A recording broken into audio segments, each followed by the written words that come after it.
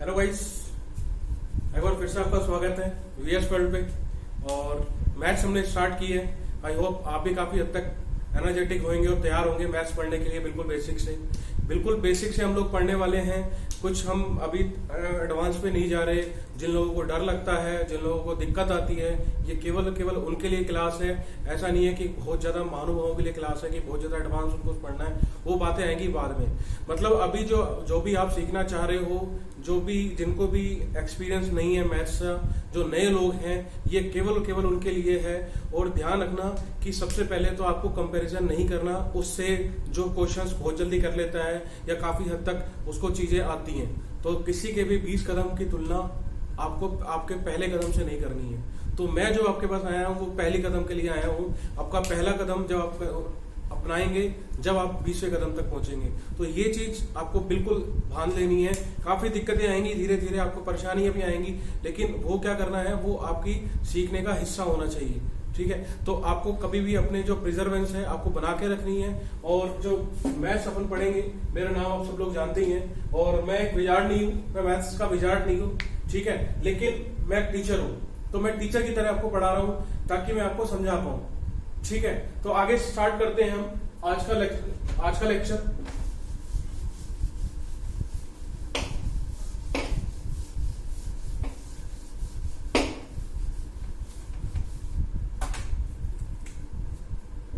तो first lecture जो है हमारा, तो कल हमने पढ़े थे कि हमने कहा था कि बेसिक्स जो हमारे पास होने चाहिए, स्क्वायर्स होने चाहिए, क्यूब होने चाहिए, और हमारे पास ये सारी चीजें होनी चाहिए। आई होप आप ये सारी चीजें कर रहे होंगे और आपको इनसे फायदा ही मिल रहा होगा। धीरे धीरे और भी चीजें मैं बताता रहूंगा, लेकिन आज जो हम है एक चैप्टर स्टार्ट कर रहे हैं। जो चैप्टर है वो बेसिक बैकबोन है किसी भी मैथ्स की। देखो, मैथ्स को हमने दो चीजों में बांटा हुआ है। एक मैथमेटिक्स 1 पार्ट मतलब अर्थमेटिक मैथ्स, एक है एडवांस मैथ्स। तो अभी हम अर्थमेटिक से स्टार्ट कर रहे हैं। तो अर्थमेटिक में आपके पास कोई भी टॉपिक हो, लेकिन जहां पे आपको बेसिक यूज होता है वो होता है परसेंटेज का। परसेंटेज का टॉपिक जो होता है सबसे बेसिक टॉपिक होता है। इसकी जरूरत आपको हमेशा पड़ती है। ठीक है, लेक्चर को पूरा देखा करो, चाहे वो समझ आ रहा है चाहे नहीं आ रहा, लेकिन एक बार आप उसको पूरा देखोगे जब आपको लास्ट में रिजल्ट मिलने लगेंगे। ठीक है, परसेंटेज या इसको हम हिंदी में कहते हैं प्रतिशतता। ठीक है, अब मैंने आपसे कहा कि प्रतिशतता ये परसेंटेज, आपको देखो यहीं से आपको क्लियर होना चाहिए कि परसेंटेज जो आपको लिखा है ये क्या परसेंट, यही है। तो आप मुझे बताओ कि पर प्लस सेंट, इसको मैं लिख सकता हूं क्या? पर प्लस सेंट। आप मुझे बताओ कि सेंट का मीन्स क्या होता है। अभी आपको कंफ्यूजन होगा कि सेंट का मीन्स क्या होता है, लेकिन मुझे बताओ सेंचुरी में क्या होता है, या सेंटेनियल मीन्स क्या होता है, या सेंट परसेंट क्या होता है। सेंट परसेंट भी ये क्या होता है, इसका मतलब होता है 100, इसका मतलब होता है 100। ठीक है, अगर मैं बात करूं पर, तो ये पर 100 में किसी भी चीज की गणना करना, मतलब उसको वैल्यूएशन करना, उसको क्या करना, उसकी किसी की भी, जब अपन परसेंटेज करते हैं तो अपन जब 100 का यूज लेते हैं, वो कारण है इसलिए हम यूज करते हैं। कोई भी बात कभी भी 101% सच कभी नहीं होती। ये चीज आपको अपने आप को याद करनी है। बात 100% ही होगी।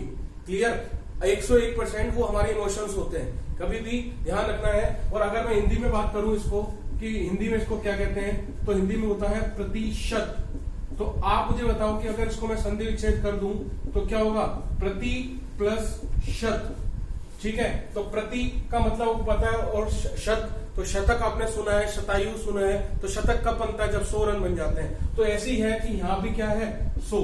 तो हर चीज के पीछे कुछ ना कुछ चीजें छुपी रहती हैं। तो आपको क्लियर करके चलना है कि जो परसेंटेज है यहाँ पे पर 100 पे किसी को भी हम क्या करते हैं, कंपेयर करते हैं, उसकी वैल्यू को क्या करते हैं, हम जांच करते हैं उसको पर 100 पे, कि पर 100 का कितना परसेंट है वो। तो परसेंट का मतलब आज के बाद आपको कंफ्यूजन नहीं होना चाहिए कि परसेंट में हम 100 क्यों करते हैं, 150 क्यों नहीं करते। ठीक है, आगे देखेंगे हम 150 भी करेंगे।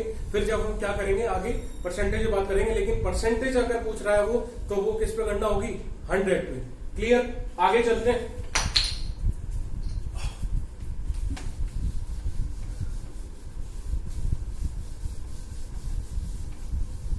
तो गाइस, आप मुझे एक बात बताओ कि परसेंटेज हमने देखा, तो परसेंटेज जैसे ही मैंने बोला तो आपको कौन सा सिंबल ध्यान में आया? तो आपको सिंबल ध्यान आया इस तरह का कि परसेंटेज का साइन यही होता है। और अभी आपने कहा था कि परसेंटेज का मीन्स क्या होता है, 1/100 होता है। क्लियर है यहाँ तक? तो आप मुझे बताओ कि परसेंटेज का साइन जब 1/100 होता है तो आपको ये पता है कि क्रॉस मल्टीप्लीकेशन वज्र गुणा भी कोई चीज होती है। क्रॉस मल्टीप्लीकेशन क्या होता है कि जैसे A/B और C/D है, ठीक है, बिल्कुल बेसिक से सीख रहे हैं हम ये चीजें। तो आप मुझे बताओ कि D क्या यहां जा सकता है क्या, B यहां जा सकता है क्या? क्या इसको ही हम क्या कहते हैं, इंग्लिश में कहते हैं क्रॉस मल्टीप्लीकेशन, या हिंदी में कह देते हैं हम वज्र गुणनफल कह देते हैं हम लोग। तो यही चीज क्या हम यहां कर सकते हैं क्या? आप मुझे बताओ कि अगर ये यहां 100 चला गया तो 100% बराबर क्या हो जाएगा, 1। तो यहां से आपको क्लियर हुआ कि 100% का मतलब क्या होता है, 1। तो ये जो है 100% इक्वल टू क्या होता है, 1 होता है। अब देखो जब हम कंपटीशन देते हैं तो ये सारी चीजें हमारे को पता होनी चाहिए। अब मुझे बताओ कि अगर मैंने कहा कि A बराबर B है, ठीक है, A बराबर क्या है, B, या चलो एक काम करते हैं कि कोई ऐसी चीज लेते हैं कि आप अपने भाई से दुगनी आयु के हो, तो आप उसको किस तरह से लिखोगे? ये तो आप और आपका भाई से आप क्या हो, दुगनी आयु के हो, तो अब क्या करोगे? आप कहोगे देखो भैया 2 से मेरे को गुणा करूं तो मैं तो और ज्यादा बड़ा हो गया। लेकिन अगर आपको बराबर लगाना है तो भाई को क्या करना पड़ेगा, 2 से गुणा करना पड़ेगा। काफी लोग होते हैं वो जो यही कंफ्यूज हो जाते हैं कि 2 कहां आएगा जब अगर मैं भाई से 2 गुना हो तो ये सारी चीजें आपको क्लियर करके चलनी है। मैं बहुत बेसिक से आपको पढ़ा रहा हूं। आगे देखते हैं कि 100% बराबर जब 1 होता है तो आप मुझे बताओ कि अगर मैं इधर 2 से गुणा करूं तो क्या मुझे इधर से भी करना पड़ेगा? और अगर मैंने दोनों तरफ गुणा कर दिया तो कोई दिक्कत? तो आप मुझे बताओ कि 2 जब इससे गुणा होगा तो क्या बन जाएगा, ये 200%, और ये कितना हो जाएगा, 2। तो आप मुझे बताओ कि 200% मीन्स क्या होगा, 2 होगा। तो फिर अगर अब आप ये कंसेप्ट समझे तो आप ये बता पाएंगे कि 3 का मतलब क्या होगा, 300%, 4 का मीन्स क्या होगा, 400%, 5 का मीन्स क्या होगा, 500%। तो क्लियर आपको ये हुआ कि मतलब कि हम बात कर रहे हैं किसकी, 100% की। तो 100 के अगर मैं कहूं 1500% तो आप कहोगे 15 होगा। तो ये क्लियर है आपको। आगे चलते हैं, बहुत बेसिक सी चीजें हैं, आगे देखते हैं हम। तो अभी हमने देखा कि जो 100% होता है वो होता है 1, ठीक है। अभी मैंने मल्टीप्लाई कर रहा था, अब मैं क्या करूंगा, अब मैं डिवाइड करूंगा, मतलब मैं भाग दूंगा। तो भाग किस में दूंगा, इधर भी भाग दूंगा और इधर भी भाग दूंगा। क्लियर? तो अगर जब मैं इधर भाग दूंगा तो आप बताओ कितना बनेगा, ये 50% बनेगा, ठीक है। तो ये क्या हो जाएगा, 1/2, ठीक है। आप मुझे बताओ कि 50% का मीन्स क्या हो जाएगा, 1/2। या आप इस तरह से समझ सकते हैं कि 50%, ठीक है। आप मुझे बताओ 50 तो ठीक है, लेकिन अभी आपने पढ़ा था कि परसेंट को क्या कहते हैं हम, तो आपने देखा था कि परसेंट को कहते हैं पर 100। तो अगर मैं 50 से एक बार गया तो 50 से कितनी बार गया, ये 2 बार, तो कितना आया, 1/2। तो ये भी क्या चीज है, ये बहुत बेसिक चीजें हैं, लेकिन मेन क्या है, जब हम कंपटीशन की तैयारी कर रहे होते हैं तो ये सारी चीजें हमारे दिमाग से चली गई होती हैं। थोड़ा सा एकेडमिक जो हमारी स्टडी हुई है उससे थोड़ा सा ये अलग है, ठीक है। आगे चलते हैं। तो इसी तरह से अगर मैं 1/3 कर दूं तो मतलब कि इस 100 में 3 का डिवाइड कर दूं, आप देखते होंगे काफी लोगों को करते हुए, या आपने सीखा भी होगा। अगर आपको रिवीजन करना है तो इसको आराम से कर सकते हैं, और अगर आपको कोई कंफ्यूजन रह रहा है तो भी आपको वो जल्दी वो सही हो जाएगा, ठीक है। आगे चलते हैं। तो मुझे बताओ कि 100% अपॉन 3 कितना होगा? तो आपका आंसर होना चाहिए कि 100% अपॉन 3 है, तो यहाँ पे कुछ लोगों को डिवाइड करना आना चाहिए, ठीक है। मैं ऐसा एक्सपेक्ट कर रहा हूं कि आपको ये तो आता ही होगा, ठीक है। और अगर इसमें भी कोई दिक्कत है तब भी हम बिल्कुल, आप कमेंट में आप बताइए, इस पे भी हम क्लास लगा लेंगे, ठीक है। हम बोर्ड मास रूल पे भी बात कर लेंगे। आगे चल तो अगर मैं करूं इसको चालू, तो आप मुझे बताओ जब 100% अपॉन 3 होगा तो क्या ये 33/3% आएगा, 33⁻⁻3%।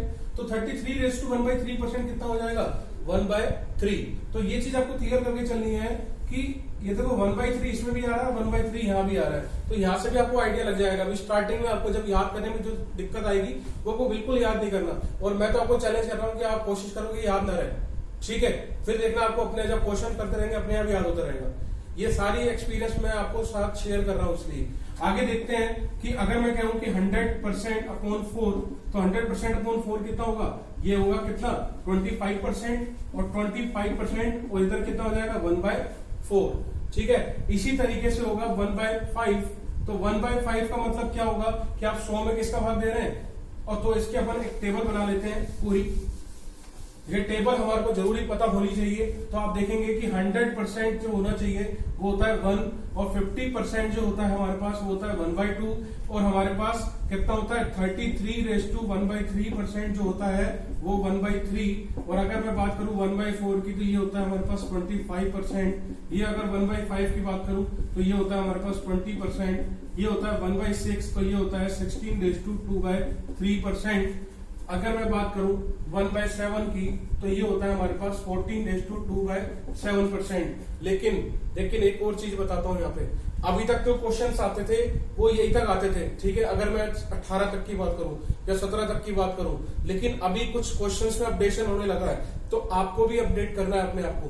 देखो यहां तक तो हम सब चीजें याद कर लेते हैं कि 16/2/3, लेकिन अब क्वेश्चन किस तरह से आते हैं कि आप 16.66% या 16.67%, तो उसका मतलब भी क्या होता है, यही होता है। आप देखेंगे कि 3 में जब 2 में आप 3 का भाग देंगे तो इस तरह से हमारे पास क्या होती है, वैल्यू मिलती है हमारे को।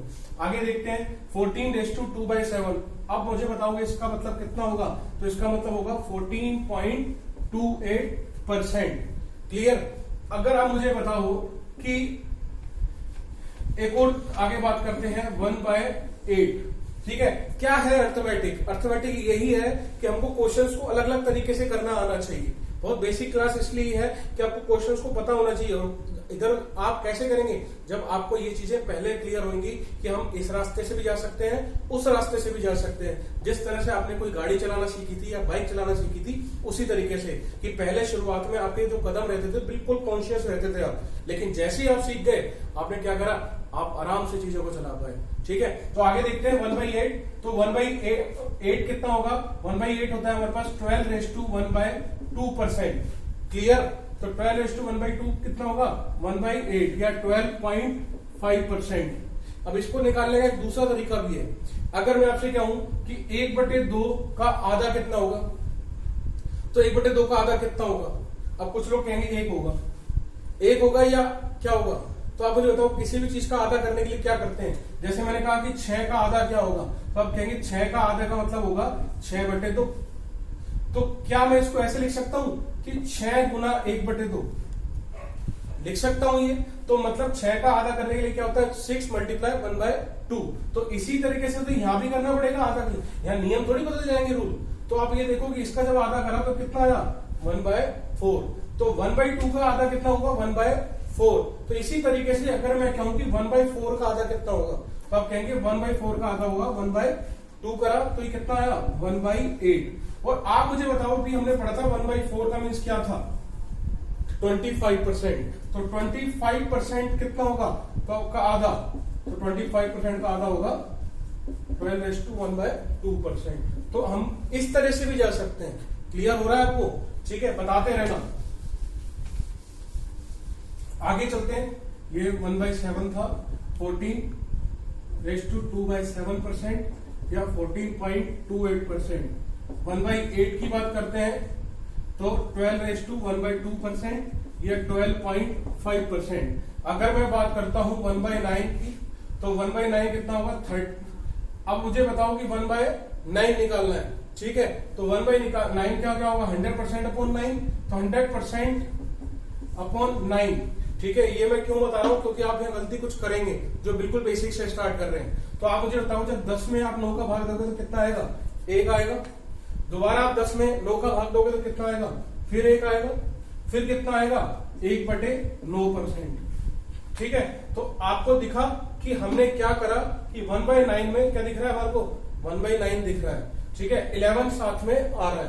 अगर मैं इसको बात करूं कि आप मुझे बताओ आगे कितना होगा, फिर अगर मैं इसको 1/9 को डिवाइड करूं तो आप कहेंगे देखो पॉइंट लगाएंगे तो एक 0 आ जाएगा, तो 9 एकम 9 फिर आ जाएगा, फिर एक पॉइंट तो लगेगा, फिर एक 0 ले लेंगे तो 11 1% कितना होता है 1/9। क्लियर है। आगे चलते हैं कि अगर मुझे निकालना हो 1/10 तो 1/10 कितना होगा 10%। आगे बात करते हैं हम 1/11 तो 1/11 आप किस तरह से निकालेंगे 1/11 हम किस तरह से निकालेंगे तो आप देखेंगे 1/11 निकालने के लिए आपको क्या करना है कि 11 100% में डिवाइड करना है किसका 11 का। तो 11 का जैसे ही डिवाइड करेंगे आप क्या करेंगे 11 9 जा 99 11 9 जा 99 तो कितना बचा 1 बचा। कितना बचा 9 सही 1/11 तो 1/11 कितना होता है 9 सही 1/11। तो आपको कुछ इनमें मैच लग रहा है। आप इसको इस तरह से भी याद कर सकते हैं कि कुछ ना कुछ तो इनमें सेम है सिमिलरिटी है क्या कि एक दूसरे के उल्टे हैं। अगर 1/9 है तो 11 आएगा 9 नीचे आएगा। अगर 1/11 है तो 9 आएगा 11 नीचे आएगा। 11 तो नीचे आएगा ही आएगा 9 तो नीचे आएगा ही आएगा। बस बदलेगा क्या 11 9 हो जाएगा 9 11 हो जाएगा। ठीक है। और क्या आता है अगर इसको आगे हमको सोल्व करना हो तो ये अब आपको करना है कि आप जब 11 का भाग देंगे तो कितना आएगा तो 9 तो आएगा ही पॉइंट तो पॉइंट लगाएंगे तो यहाँ 0 आ जाएगा।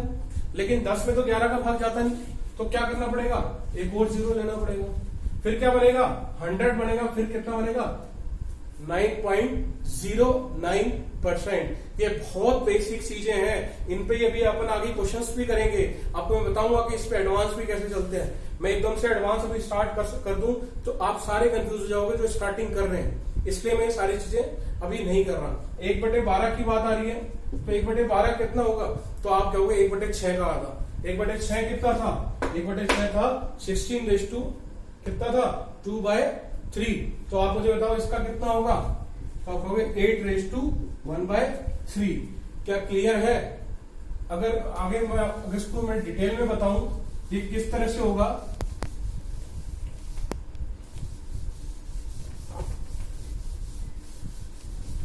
आप मुझे बताओ कि अगर मैं आपसे क्या हूं कि अभी मैंने आपको क्या कहा कि 1/6 का आधा 1/6 का आधा 1/12 होता है और 1/6 का मीन्स होता है 16/2/3। तो आपके मन में क्वेश्चन आ रहा होगा जब आप इसको 1/2 से गुना कर रहे हो तो इसको आपने ये क्यों लिखा कि 8/2/3 हो गया आधा 2 का भाग दे दिया इसमें। फिर आपने ये 2 क्यों हटाया। तो ये चीज पे आपको कंफ्यूजन आपको क्लियर करना है। उसके लिए आपको सबसे पहले ये समझना पड़ेगा कि अगर मैं आपसे कहूं कि 3.5 अगर मैं कहीं लिख रहा हूं तो इसका मतलब क्या है।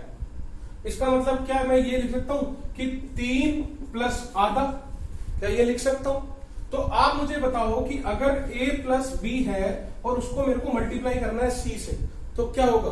तो आप कहोगे देखो a को पहले c से गुणा करना पड़ेगा और फिर b को भी किससे गुणा करना पड़ेगा c से करना पड़ेगा।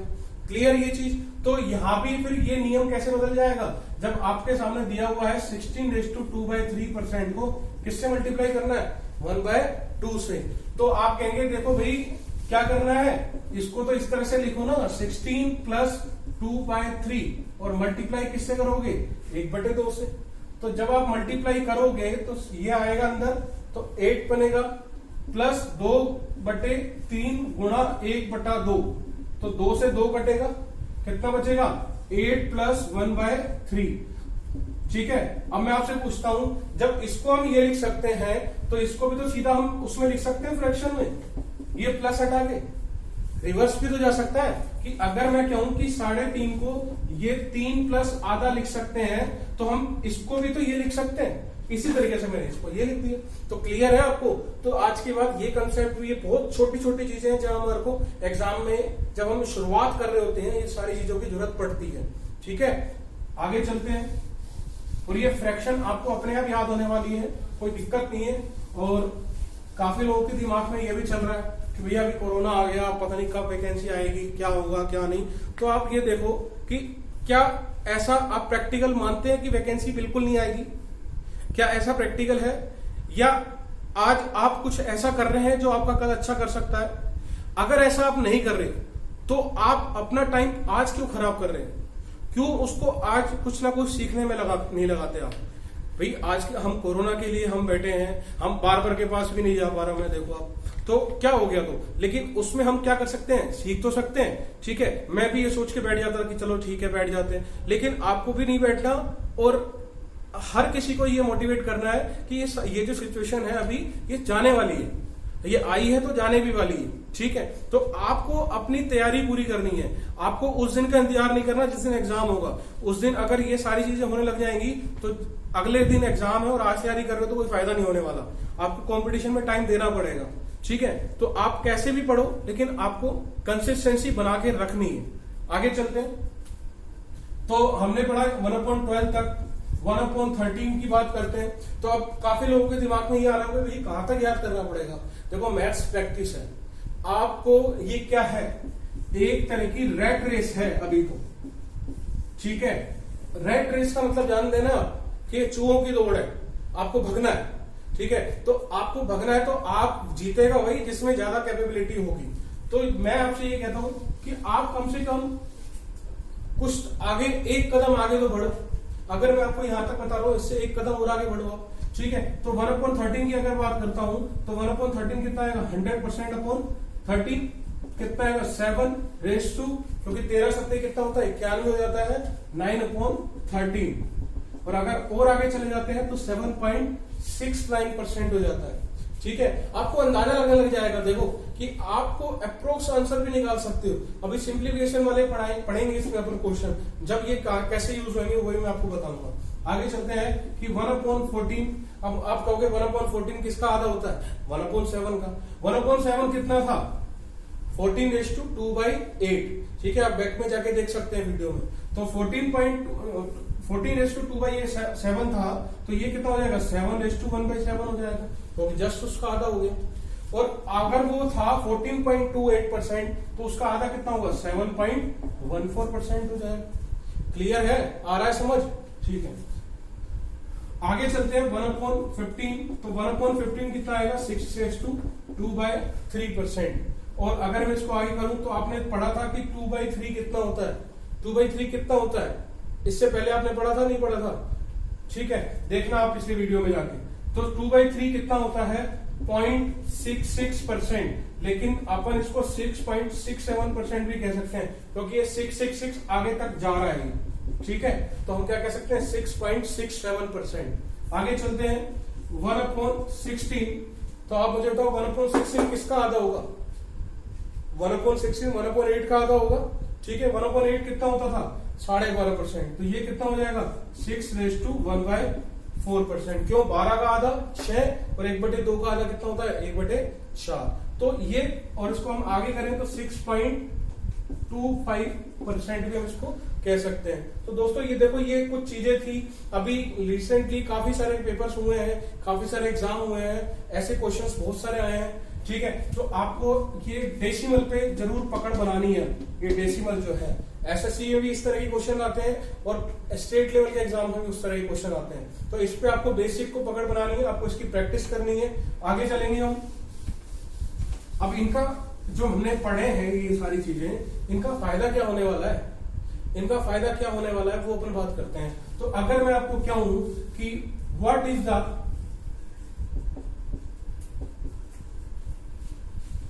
40% या 40% नहीं करता, 20% करता हूं मैं स्टार्टिंग में, 20% ऑफ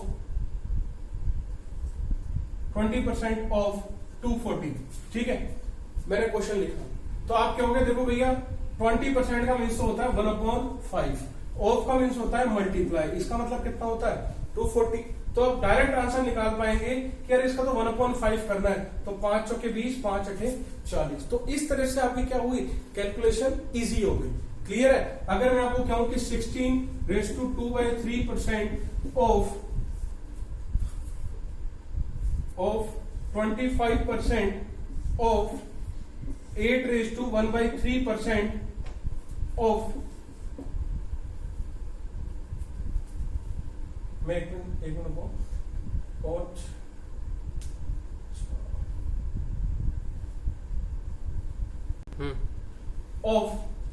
1440 अगर मुझे निकालना है, तो आप सबको पता है कि ऑफ का मीन्स तो मल्टीप्लाई होता ही होता है।